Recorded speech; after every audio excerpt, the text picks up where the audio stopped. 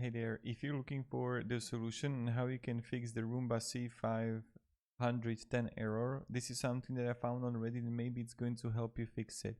So as mentioned by others, I was cleared the error by reconnecting to my Wi-Fi network. The setting was a little hard to find in the app. From My Product tab, scroll all the way to the product settings. Reconnect or change Wi-Fi is the last option in the menu. So try to do it, maybe it's going to help you actually fixing the issue. Then of course try to do the factory reset, and then also this guy just wrote here that so I was getting the same kind of behavior, found a marker clogging up the intake side of the bin, cleared it out, fired right up.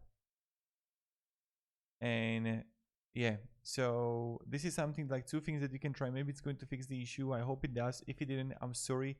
I tried, but primarily try to do the from my product tab, scroll the way down to the product settings, reconnect or change the Wi-Fi is the last option in the menu. Maybe it's going to fix it for you. So have a great day and goodbye.